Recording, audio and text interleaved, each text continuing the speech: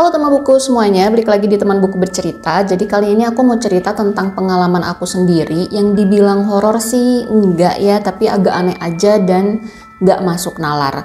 Jadi ceritanya ini tentang mimpi yang sering aku alamin waktu masih kecil.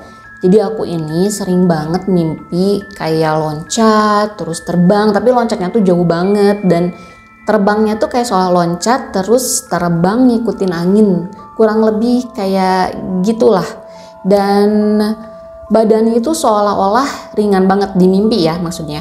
Jadi badan aku itu di mimpi seolah-olah ringan banget dan gak terpengaruh dengan gaya gravitasi bumi. Hingga pada suatu malam aku tuh mimpi dengan konsep mimpi yang sama tapi ada bedanya.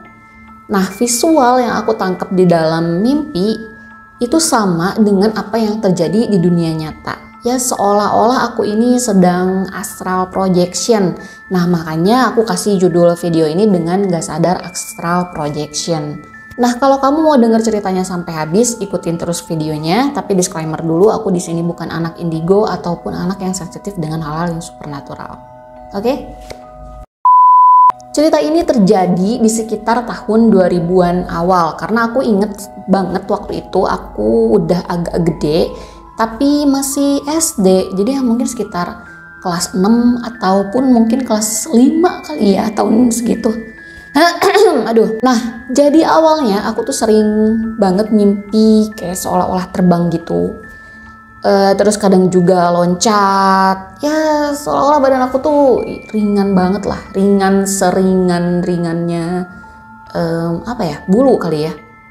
Nggak juga sih, tapi intinya aku itu loncat, cuman loncatnya tuh gampang banget gitu buat loncat ke gedung yang tinggi.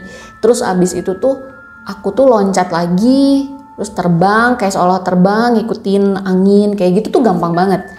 Nah awalnya tuh mimpinya ya seperti mimpi biasanya lah kayak gitu, yang tiba-tiba ada di sebuah perkotaan entah di mana. Terus aku loncat dari satu gedung tinggi ke gedung tinggi yang lain. Terus malam lainnya aku mimpi tiba-tiba ada di sebuah daerah pedesaan yang entah di mana, yang masih banyak rumah dan pohon. Terus aku loncat dari pohon satu ke pohon yang lain, terbang ngelewatin atap-atap rumah.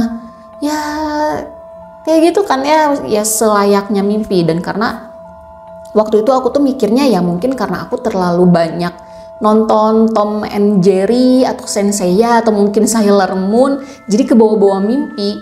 Karena pada zaman itu tuh ya ketiga tayangan ini gitu yang sering aku tonton. Nah hingga suatu malam aku tuh bermimpi berada di kampung sendiri. Bener-bener literally kampung aku sendiri itu. Jalan-jalan yang sering aku lewatin, rumah-rumahnya dan sawahnya juga, lapangan kosongnya juga itu bener-bener di daerah di tempat tinggal rumah aku.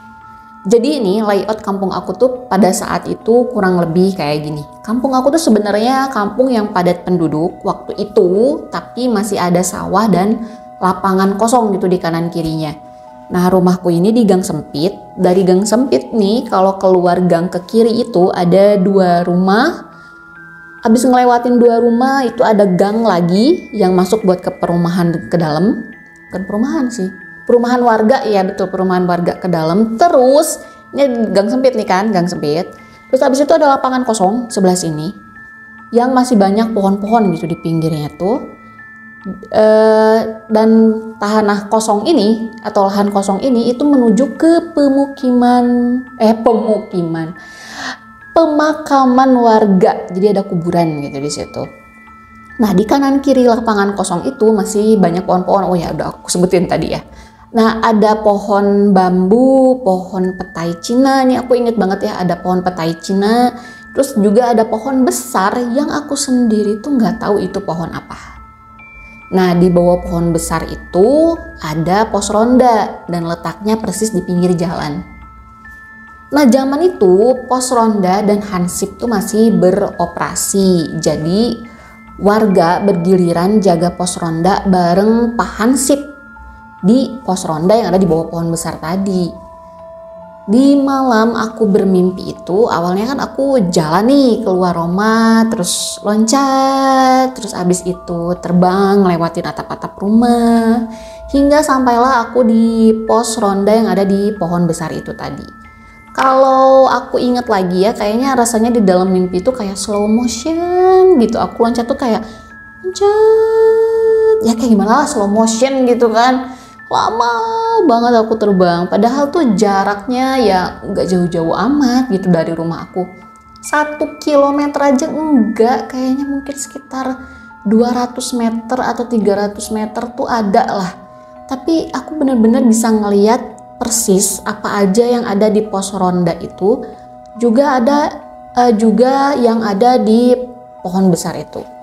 Nah, di pos ronda itu ada 2 warga, laki-laki semua, bapak-bapak, dan 1 pahansip yang lagi berjaga. Pada main kartu sambil ngopi dan dengerin radio. Sedangkan di atas pohon besar itu ada Poci yang lagi bertengger upside down. Ngerti gak sih upside down? Jadi dia bertengger tapi kakinya di batang pohon, kepalanya di bawah gitu. Gimana? Ini? Ya gitulah. Nah, yang aku lihat di mimpi itu cuma itu memang. Cuman visualnya tuh ada bapak-bapak, terus ada pansip juga lagi ngejaga di pos ronda di bawah pohon gede, dan di pohon gedenya ada Poci. Ya karena aku pikir itu cuma mimpi seperti mimpi-mimpi biasa yang lainnya, ya udah gitu, paginya tuh ya biasa aja, bangun, persiapan sekolah, berangkat sekolah ya seperti biasa.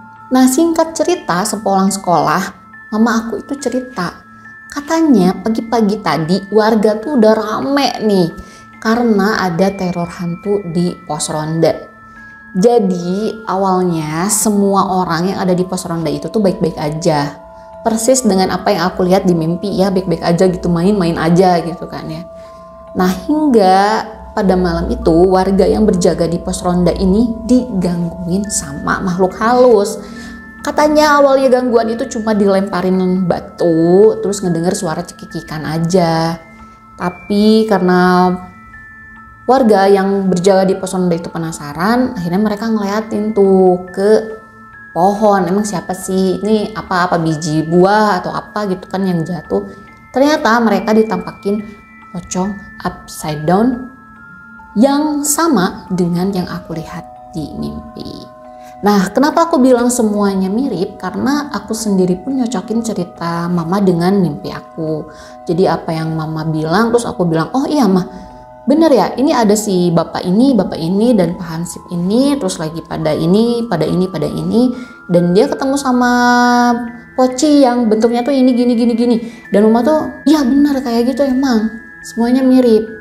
Nah itu tuh aku juga bilang gitu ke mama tuh kalau ya aku ngelihat itu di mimpi gitu. Sampai aku dan mamaku sendiri pun kayak saling pandang, kok bisa ya gitu apa yang aku mimpiin sama dengan yang ada di dunia nyata. Nah, kalian tahu nggak, setelah kejadian itu pos ronda ini pun dibongkar karena katanya nggak cuma sekali 2 kali sih mereka digangguin, dan pohonnya akhirnya ditebang. Dan sampai saat ini udah nggak ada lagi orang yang ngeronda, bahkan pos rondanya tuh bener-bener kayak di off gitu. Jadi pos rondanya tuh kan dibongkar tuh. Kan kalau istilahnya mah bisa aja kan ya, maksudnya pos ronda dibongkar terus dipindahin. Ini mah enggak, bener-bener kayak off aja gitu, udah nggak usah ada lagi yang ngeronda. Karena kejadian itu tuh bikin trauma mereka, dan ya bapak-bapak itu kayak pacar kacir gitu ngelihat hal begitu. Aku pun sendiri nggak secara lengkap ngedenger teror apa sih yang mereka alamin, cuman yang aku denger tuh cuman sebatas itu. Gitu. Jadi mereka tuh sering diteror, sering ditimpukin, didengerin cekikikan. Cuman yang malam itu bener-bener ngancurin mental bapak-bapak dan warga yang sering ngepos ronda gitu kan. Jadi udah dari situ tuh udah nggak ada lagi ngeronda di kampung aku. Ini nih ya, kalau dipikir lagi kan emang gak masuk akal ya, mimpi kok bisa sesuai dengan keadaan di dunia nyata. Sampai sebelum aku ketemu yang namanya astral projection dan ngedenger orang-orang juga yang ternyata punya pengalaman yang sama, nggak sadar astral projection. Aku masih mikir itu kebetulan, tapi ya setelah itu ya oh mungkin emang bener nih, cuman ya aku nggak sadar aja kalau aku ini astral projection. Untung aja aku bisa balik gitu ke tubuh aku sendiri. Tapi ya kok bisa gitu, aku kan bukan anak indigo. Nah jadi gitulah ya teman buku bercerita kali ini. Kalau kalian punya cerita yang sama, bolehlah ya share cerita kalian ke Instagram aku.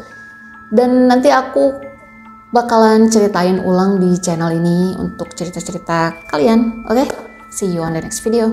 Bye.